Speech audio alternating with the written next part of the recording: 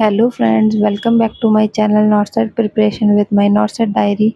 और आज मैं आपको पढ़ाने वाली हूँ लार्ज इंटेस्टाइन, जहाँ पर आज हमारा पार्ट 10 में लार्ज इंटेस्टाइन स्टार्ट होगा। और लार्ज इंटेस्टाइन कवर अप करने के बाद आज हमारी anatomy and physiology digestive system की कंप्लीट हो जाएगी। देन मैं डिजीज़ वाला पार्ट आपको स्टार्ट कराऊँगी। ठीक है, चलो वीडियो को बिना देरी करें लार्ज इंटेस्टाइन को पढ़ते हैं। और आप वीडियो को लास्ट तक पहले बने रहिए, उसके बाद कोई भी आपको डिसीज़न लेना है, स्किप करना है या फिर वीडियो को आपके काम है तो आप लाइक शेयर सब्सक्राइब जरूर कीजिए। और अपने जो भी आपके साथ वाले हैं बच्चे उनके साथ भी शेयर कीजिए, क्योंकि मैं ये मेहनत सिर्फ आपके लिए ही कर रही हूँ।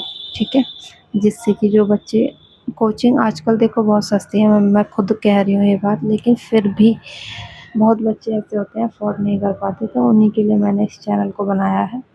और मैं यहाँ नॉर्थ सेट 10 का फुल सिलेबस कवर अप करने वाली हूँ, तो आप वीडियो को लास्ट तक ज़रूर देखिए। ठीक है, थोड़ी सी देखो एनाटॉमी एंड फिजियोलॉजी बोरिंग भी होती है, तो आप इस चीज़ से भी अंदाज़ा मत लगाइए कि भाई क्या पढ़ा दिया, कैसा पढ़ा दिया, क्योंकि ये एनाटॉमी एंड फिजियोलॉजी अगर भाई किसी की लेंथ लिखी है लार्ज इंटेस्टाइन की 1.5 मीटर है, तो मैं इसमें बताऊँ आपको क्या समझा सकती हूँ? मैं कुछ नहीं समझा सकती।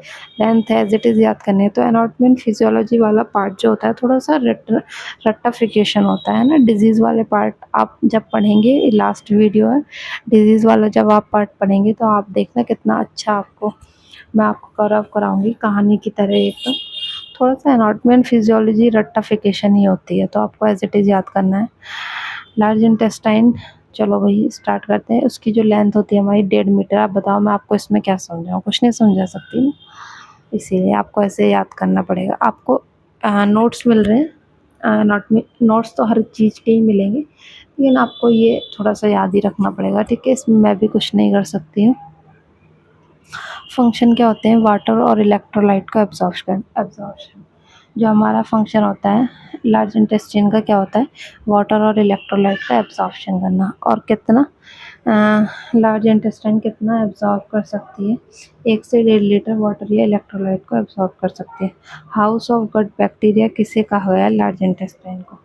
कि यहाँ पर गट बैक्टीरिया बहुत ज़्यादा मात्रा में पाए जाते हैं, इसीलिए हाउस ऑफ गट बैक्टीरिया किसको बोला गया है? लार्ज इंटेस्टाइन को।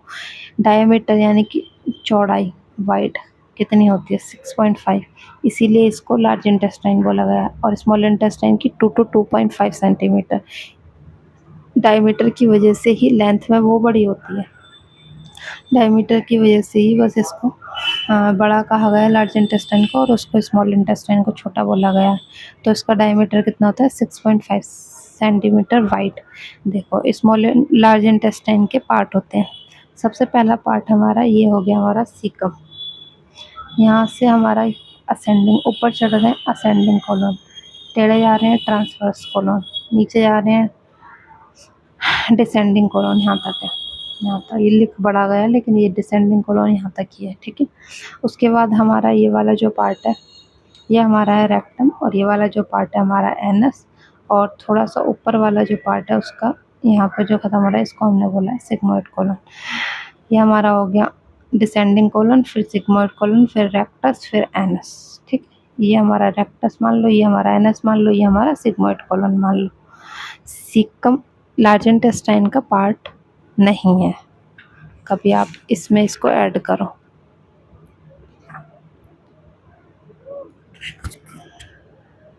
सॉरी ये मैंने क्या बोलते हैं, सीकम भी लार्ज इंटेस्टाइन का ही पार्ट है। यहाँ तक है, मैं आपको अभी आगे बताऊंगी कि कौन कौन से वो हैं। तो सीकम पहला हो गया। कोलोन को हम एक साथ लिखेंगे, जितने भी उसके 4 पार्ट है, सीकम, कोलोन, रेक्टम और एनस, 4 इसके लार्ज इंटेस्टाइन के पार्ट है। देखो पहला है हमारा सीकम, दूसरा है हमारा कोलोन। कोलोन में 4 है, ascending transverse descending sigmoid, ascending transverse descending sigmoid. ठीक है, इस तरह से हमने चारों के नाम याद करने, रेक्टम और एनस, ये हमारे हो गए चारों लार्ज इंटेस्टाइन के पार्ट। ठीक है, अब हम 1 बाय 1 आपको पढ़ाते जा रहे हैं। सीकम पहला, first part of the large intestine. Large intestine का फर्स्ट पार्ट होता है हमारा सीकम, जो कि कैसा होता है? पाउच लाइक स्ट्रक्चर होता है, ऐसे पाउच लाइक स्ट्रक्चर होता है। Connected by ileocaecal joint. कहाँ से कनेक्ट होता है? इलियोसिकल जॉइंट से कनेक्ट होता है। Caecum has vermiform appendix. Caecum जो होता है वो वर्मीफॉर्म अपेंडिक्स से कनेक्ट होता है। वर्मीफॉर्म अपेंडिक्स लिम्फोइड टिश्यू, इसको लिम्फोइड टिश्यू भी बोलते हैं। Vermiform appendix is not a part of large intestine. हाँ, मैं इसको बता रही थी कि वर्मीफॉर्म अपेंडिक्स सीकम से जो होता है, सीकम से हमारा, जैसे हमारा सीकम से ऐसे पतली सी वो अटैच होती है, इसको हम बोलते हैं वर्मीफॉर्म अपेंडिक्स। वर्मीफॉर्म अपेंडिक्स इससे कनेक्ट होती है, लेकिन ये लार्ज इंटेस्टाइन का पार्ट नहीं, यहाँ से है, सॉरी यहाँ से है। ये वर्मीफॉर्म अपेंडिक्स है, तो इतना जो पार्ट है ये लार्ज इंटेस्टाइन का पार्ट नहीं है, ठीक है। Caecum has vermiform appendix. Caecum से वर्मीफॉर्म अपेंडिक्स जो अटैच होता है और ये लिम्फोइड टिश्यू का बना होता है। और vermiform appendix is not a large part of large intestine. Vermiform appendix large intestine का पार्ट नहीं है।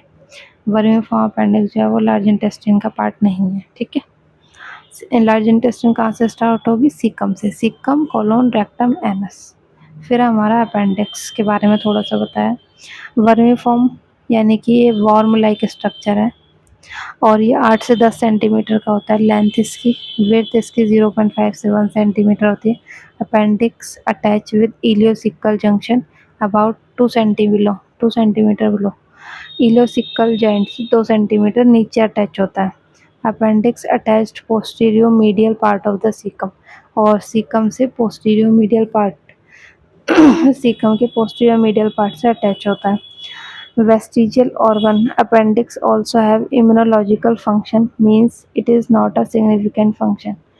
वेस्टिजियल ऑर्गन किसे बोलते हैं? जिसका कोई सिग्निफिकेंट फंक्शन ना हो, उसका कोई इतना इम्पोर्टेंट फंक्शन ना हो। इसीलिए फॉरेनर कंट्रीज़ में तो वर्मीफॉर्म अपेंडिक्स को पैदा होते ही बच्चे से निकाल दिया जाता है, काट दिया जाता है, क्योंकि इसका कोई फ़ायदा नहीं है। बाद में इसका कभी इसमें इन्फेक्शन हो रहा है, कभी पथरी हो रही है, कभी कुछ हो रहा है। तो इस तरीके के अपेंडिसाइटिस इन्फेक्शन की वजह से ये सारी चीज़ें बाद में फेस ना करनी पड़े, बाद में फिर ऑपरेट हो जाए। तो फॉरेनर्स कंट्री में ये अलाउड है कि वहाँ पर अपेंडिक्स को पहले ही निकाल दिया जाता है, ठीक है। ये हमारा हो गया अपेंडिक्स के बारे में। ये हमारी है पेल्विस, ठीक है। ये हमारी है अम्बलाइकल। ये हमारी है अम्बलाइकल। अम्बलाइकल यानी कि नाभि, अम्बलाइकस नाभि। ये हमारी है पेल्विस। इसके 2/3 अम्बलाइकल से तो 2/3 और पेल्विस से 1/3 के बीच का जो पॉइंट होता है इसको हम मैकबर्ने पॉइंट कहते हैं, पेन साइड। और ये कहाँ पे होती है? राइट साइड में पेन होता है, इसको हम क्या बोलते हैं? मैकबर्ने पॉइंट, याद रखना है। मैकबर्ने पॉइंट कहाँ पर होता है? अम्बलाइकस से 2/3 चलेंगे, पेल्विस से 1/3 चलेंगे, उसका जो बीच का पॉइंट आएगा उसको हम बोलते हैं मैकबर्ने पॉइंट, पेन साइड, ठीक है। जहाँ पर अपेंडिसाइटिस का पेन होता है उसकी साइट है ये। अपेंडिसाइट का पेन कहाँ पर होता है? मैकबर्निस पॉइंट में। अगर अपेंडिसाइटिस है तो आपको कहाँ पर पेन फील होगा? मैकबर्ने पॉइंट पर। Location of appendix between the umbilicus and right iliac fossa. जो मैंने अभी आपको पीछे बताया डायग्राम से, वही इसमें लिखा है कि अम्बलाइकस से एंड इलियक फोसा से राइट के बीच का हिस्सा है। इलियक फोसा इसको बोला है हड्डी को, पेल्विस की, जो पेल्विस की हड्डी का भी एक पार्ट से उन्होंने बोल दिया इलियक फोसा। और अब अम्बलाइकस से 2/3, इन दोनों के बीच का जो 2/3 अम्बलाइकस से 1/3 इलियक फोसा से जो हमारा बीच का पॉइंट होगा उसे हम बोलते हैं मैकबर्ने पॉइंट। और यहाँ पे अपेंडिसाइटिस का पेन होता है, ठीक है। कोलोन हमारे 4 होते हैं, ascending colon, transverse colon, descending colon और सिग्मोइड कोलोन। पहला है हमारा ascending colon. Right side start upward end at hepatic flexure. Right side से स्टार्ट होगा, ऊपर चलेगा और कहाँ पर? हेपेटिक फ्लैक्चर, जहाँ पर लीवर आ रहा होगा वहाँ आपका एंड हो जाएगा। Transverse colon run across the abdomen end at the splenic flexure. Run across the abdomen यानी कि एब्डोमेन को क्रॉस करेगा, पेट को, और स्प्लेन, जहाँ पर स्प्लेनिक फ्लैक्चर स्प्लेन होगी वहाँ स्प्लेन होगी यहाँ पर, तो यहाँ तक रन करेगा। ये हमारा हो गया transverse colon. Descending colon start from the splenic flexure and goes down the left side, नीचे जाएगा और बाएं हाथ की तरफ आएगा और यहाँ पर स्प्लेनिक फ्लेक्सर से स्टार्ट होगा। Sigmoid colon C shape colon leads to the rectum, rectum तक जाएगा और सी शेप जो होता है कोलोन होता है, इसको हम बोलते हैं सिग्मॉइड कोलोन। ठीक है, ये समझ में आ गया। Ascending, transverse, descending, sigmoid. ठीक है। Cells in the large intestine, large intestine में कौन कौन सी सेल होती है? म्यूकोसा, सब म्यूकोसा, मस्कुलरिस, मस्कुलरिस के भी दो टाइप है, haustra and taenia coli. Mucosa, mucus cell present but no villi. जैसे स्मॉल इंटेस्टाइन में मैंने बताया था छोटे छोटे माइक्रोविलाई होते हैं, इसमें विलाई प्रेजेंट नहीं होते, म्यूकस सेल प्रेजेंट होती है। Sub mucosa blood vessel, nerve supply और lymph node present. Sub mucosa वाली लेयर में सेल में क्या क्या ब्लड सप्लाई आती है, नर्व सप्लाई और लिम्फ नोड प्रेजेंट होते हैं। Muscularis, haustra and taenia coli.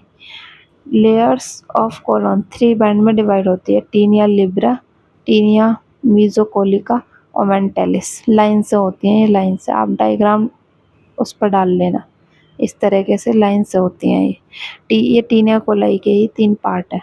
ठीक है, 3 बैंड है, 3 बैंड में डिवाइड है टीनिया कोलाई। और haustra pouch like structure in large intestine, large intestine का पाउच लाइक स्ट्रक्चर होता है।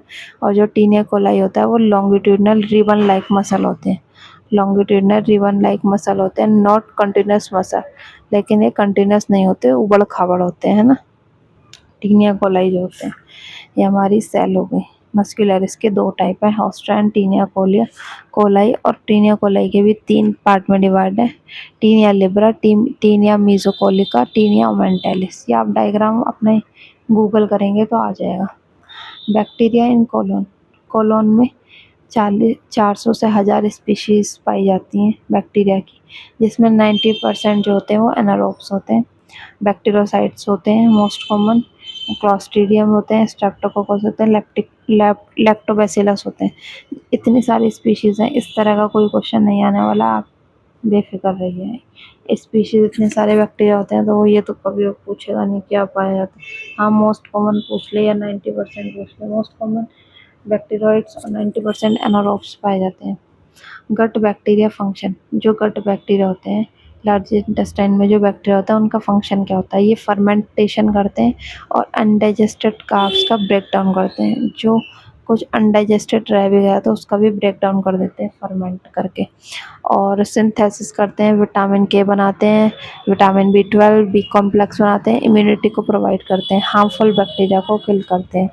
Function of large intestine absorption का काम करती है, स्टूल को फॉर्म करती है यानी स्टूल बनाती है। गट बैक्टीरिया का बैक्टीरियल फंक्शन यानी कि जो हमारे गट बैक्टीरिया होते हैं उनको बनाती है। Goblet cell secrete mucus, stool को सॉफ्ट बनाने में। गॉबलेट सेल जो होते हैं लार्ज इंटेस्टाइन में वो म्यूकस बनाती हैं जिससे कि स्टूल को सॉफ्ट रखती है, टाइट ना हो पाए, स्टूल ज़्यादा टाइट ना हो पाए, तो उसका भी ये काम करते हैं लार्ज इंटेस्टाइन। तो यहाँ तक आपकी हमारी हो जाएगी लार्ज इंटेस्टाइन पूरी कवर हो गई है, एनाटॉमी एंड फिजियोलॉजी। ठीक है, मैं आपको कल के लेक्चर में एनाटॉमी एंड फिजियोलॉजी आपकी डाइजेस्टिव सिस्टम की कंप्लीट हो गई है। अब मैं आपको पढ़ाऊँगी डिजीज़ स्टेट, जो कि बहुत ही इंटरेस्टिंग होती हैं और मैं आपको अच्छे से उन चीज़ों को समझाऊँगी। Okay, bye bye, take care, all the best for NORCET 10। देखिए, थोड़ा सा एनाटॉमी एंड फिजियोलॉजी आपको बोरिंग लग सकता है, आप उस चीज़ से बेफिक्र रहिए, कोई बात नहीं। एनाटॉमी एंड फिजियोलॉजी आप याद कर लीजिए। जो कुछ चीज़ समझ नहीं आ रही है आप कमेंट बॉक्स में आप क्वेश्चन पुट अप कर सकते हैं मेरे से। अगर आपको जो मैंने अगर किसी चीज़ पर बोला भी है कि आप गूगल से डायग्राम निकाल लीजिए, अगर आपको वो भी नहीं समझ आ रहा है, वैसे तो ऐसा तो कुछ होता नहीं है, गूगल पर डालो और आजकल ऐसा कुछ नहीं, कोई चीज़ नहीं है जो ना आए, तो वो 100% मिल जाती है गूगल पर।